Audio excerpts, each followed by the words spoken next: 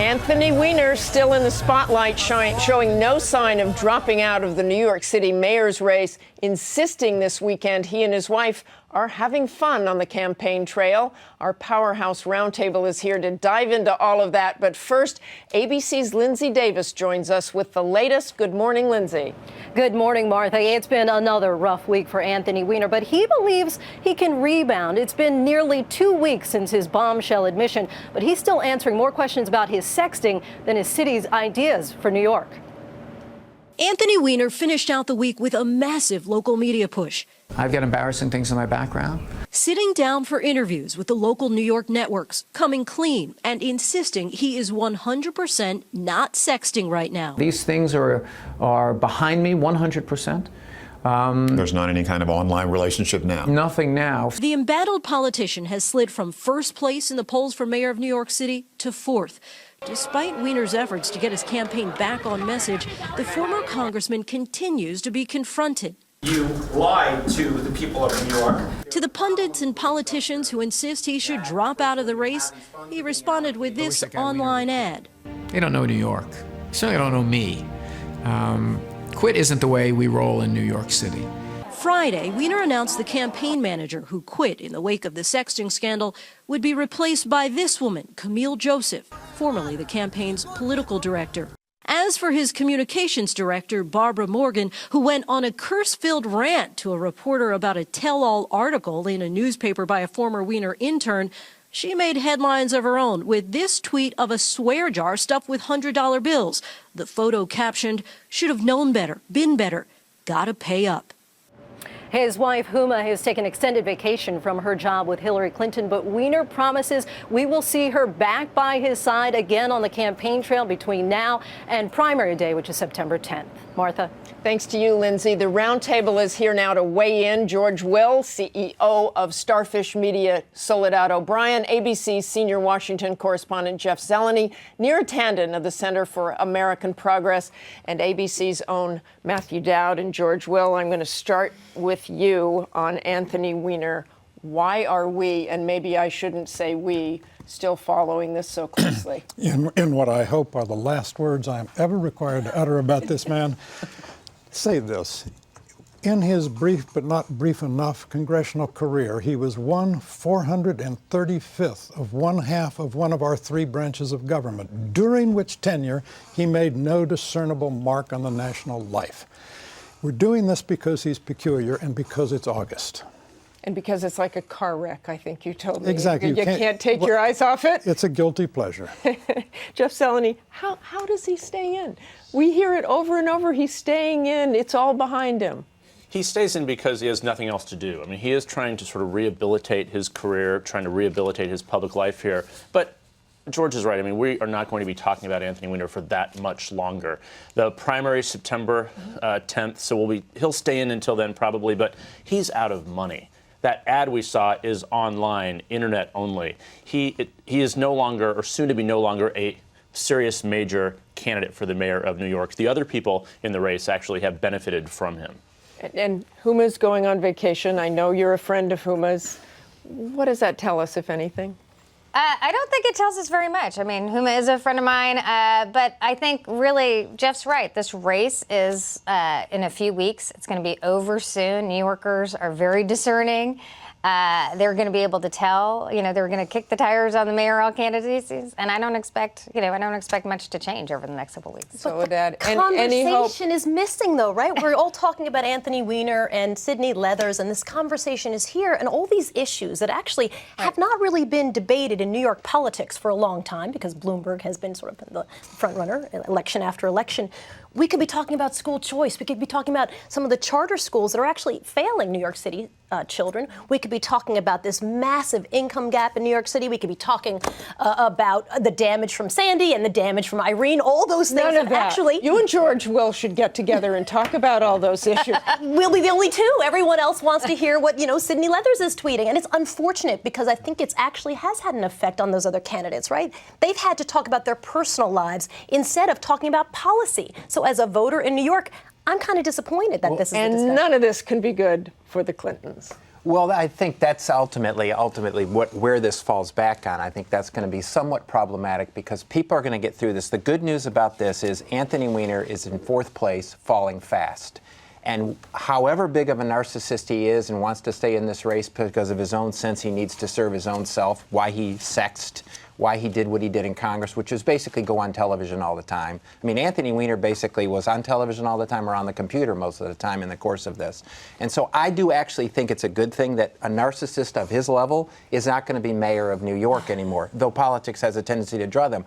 I do think, and other people can speak to this, I do think it is problematic for a Clinton emergence in 2016 because I think the country always doesn't smell something. It may not attach itself to Hillary Clinton at all, but they don't like the smell of something. And if they think this is going to be a throwback to all the conversations in the 90s, it's a problem. Yeah, and Neera, this week we saw, let's go to this picture of Hillary Clinton. This was the week when Hillary Clinton came to Washington, D.C. and had a casual lunch with President Obama, a lovely lunch outside. She met with Vice President Biden.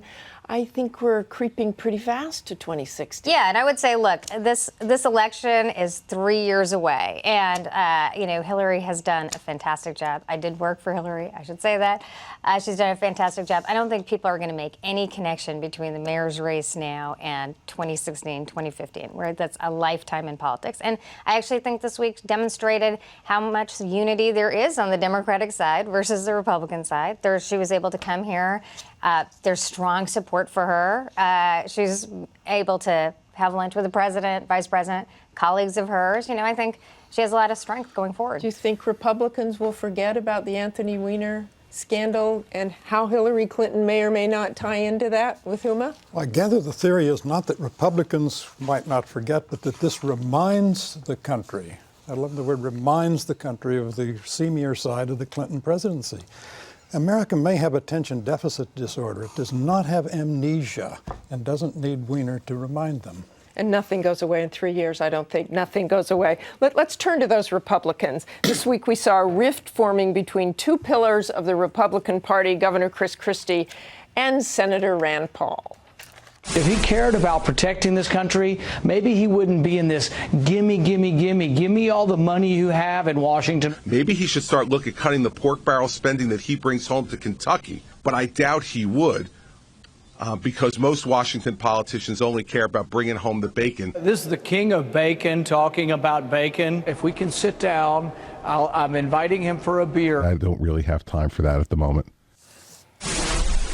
Good for the Republican Party? Well, actually, there is a rising libertarian stream that Chris Christie has said is a very dangerous thought. So let's be clear about what libertarianism is and what it isn't. It is not anarchism. It has a role for government. But what libertarianism says, it comes in many flavors and many degrees of severity. It basically says before the government abridges the freedom of an individual or the freedom of several individuals contracting together, that government ought to have A, a compelling reason, and B, a constitutional warrant for doing so. Now, if Mr. Christie thinks that's a dangerous thought, a number of people are going to say Mr. Christie himself may be dangerous. Jeff Zeleny. I think that Governor Christie actually emerges at least the short-term winner from this fight. He's one of the few Republicans who's willing to take on Rand Paul. Around Capitol Hill, there are so many Republicans who are afraid to say anything against Senator Paul or his father, Ron Paul, because they're sort of worried about all these followers they have. And they have a lot of supporters. But Governor Christie, first and foremost, is running for re-election of the governor of New Jersey. He's likely to win in November. So this is good for him now.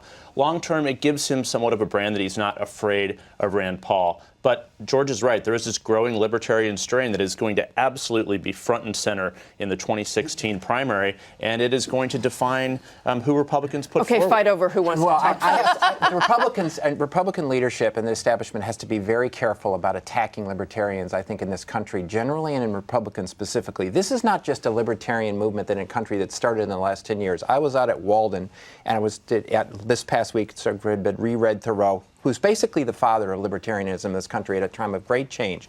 Libertarian has existed in this country. Ronald Reagan described libertarianism as at the heart of the conservative movement of this country.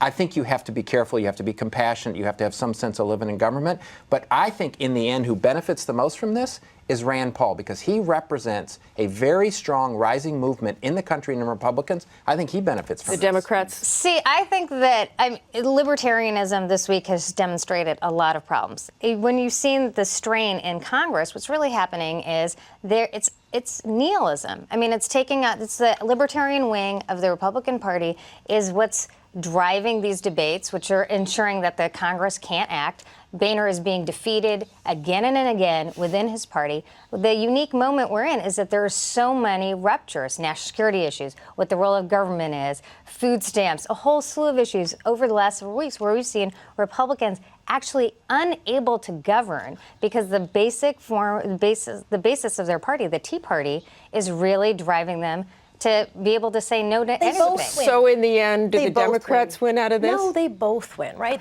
This is basically, hey, everybody, I'm running in 2016, and this is the kind of Republican I will be. And they're laying out the difference. And I think what you're going to see is this range, right? With Chris Christie on one side, Rand Paul on the other, and whatever candidates are in between who are all sort of taking their sides. And that's a challenge, I think, is going to be, when you look back at the GOP autopsy, right, is which Republican Party are we going to be? Can you get through a primary and get through a general election? Do we know, George? If the indictment of libertarianism is that it prevented the passage of an execrable farm bill, the libertarians can live with that. Okay, right? It also said that the position of the Republican Party now is that we're going to double cuts to people who are hungry. We're going to say we're going to double cuts on food stamps because we want to give more money to ag subsidies. That, I think, is the real challenge that the libertarians are dealing with. I talked to Senator McCain this week, and he said all this is a moot point. If Republicans do not sort of go forward on immigration reform, it will not matter who they put forward because the party will collapse. And that autopsy you're talking about, that's exactly the huge benefit to this right now among Republicans, in my view, is social issues aren't part of the conversation right now. And I think in the end, if Republicans can keep social issues off the debate going into 2016, and it's about finances, it's about the role of government, Republicans will benefit from that. If social issues come back, it's not front and center between Rand Paul and Chris Christie. That's true. It will be next week. At this moment. I think we're all riled up about this rift. I want to ask you very quickly, Jeff. This week we saw President Obama make another attempt at a grand bargain this week. Where does that go? It is a tough thing. It's a good thing that Congress is out for the month of August because they really think that a few constructive leaders can come together and work out some framework of something. But that is the key showdown in September, October 1st.